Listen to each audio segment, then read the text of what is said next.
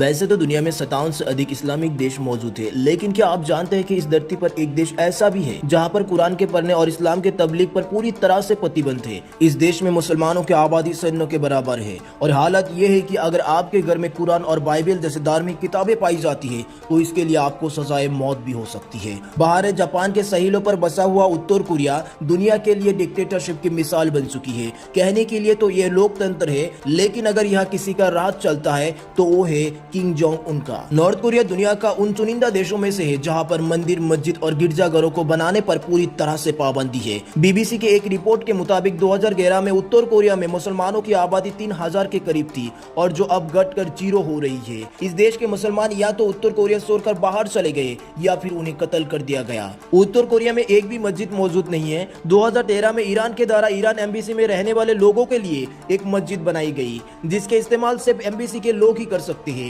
अगर north Korea का कोई भी मुसलमान इसमें दाखिल होने की कोशिश करता तो उसे सूली पर चढ़ाया दिया जाता। नॉर्थ कोरिया में कुरान का बेचना, कुरान का सपना, कुरान का पढ़ना और किसी भी इस्लामी लिटरेचर को प्रसारित करना पूरी तरह से प्रतिबंध है। अगर कोई इंसान कुरान की शिक्षाओं को प्रचार करता हुआ पाया जाता है तो उसे सजाए मौत भी हो सकती है। ये दुनिया का अकेला देश है जहाँ पर आपको इस्लामी इतिहास से जुड़े कोई भी किताब नहीं मिलेगी। उत्तर कोरिया अपने देश के नागरिकों से जुड़े हर चीज नियंत्रण करता है। उन्हें क्या देखना है, उन्हें क्या पहनना है और क्या खाना है, इसे वहाँ का शासक किम जोंग उनका तय करता है। यहाँ तक कि इस देश में हर इंसान इंटरनेट भी इस्तेमाल नहीं कर सकता। जिन लोगों के घर पर इंटरनेट कनेक्शन है उन पर निगरानी रखी जाती है कि वो क्या देखते हैं और क्या चार्ज करते हैं। हाल ही में किम जोंग उन्होंने 22 साल की एक नौजवान को सिर्फ इसलिए सजाए मौत दे दी कि उन्होंने दक्षिण कोरिया की कोई फिल्म देख ली थी। नॉर्थ कोरिया में कुरान हमेशा से बैन नहीं था, बल्कि यहाँ सदियों तक मुसलमान कुरान और इस्लाम की तबलीग का काम करते रहे। लेकिन 1948 में अचानक से सब कुछ बदल गया जब से यहाँ का शासन किम जोंग उनका दादा किम एल हुंग के हाथों पर आया। किम एल हुंग ने सत्ता हाथ पर काबिज होते ही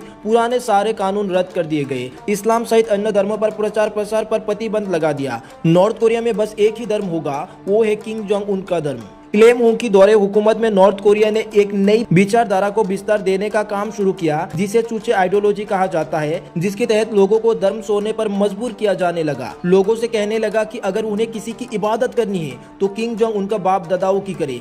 ये वही नजरिया था जिसके तहत आज नॉर्थ कोरिया में किम एल हुंग के 500 से अधिक स्टेचू बनाए जा चुके हैं ताकि लोग उनके आगे सेजदा कर सके। नॉर्थ कोरिया की इस विचारधारा का मुसलमानों ने सबसे ज्यादा विरोध किया। नतीजे में मुसलमानों की एक बड़ी आबादी जेल में डाल दी गई। कोरिया युद्धों के बाद तो मानो मुसलमान और ईसाइयों पर दुखों का पहाड़ टूट पड़ा।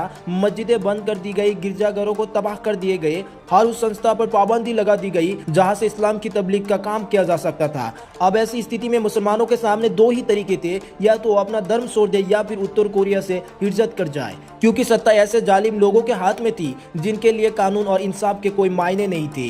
दोस्तों, आपको क्या लगता है, नॉर्थ कोरिया में मस्जिद बननी चाहिए? अगर हाँ तो नीचे कमेंट जरूर करें। अगर आप नॉर्थ कोरिया के मुसलमानों के साथ हैं तो वीडियो को एक लाइक जरूर करें और शेयर करें।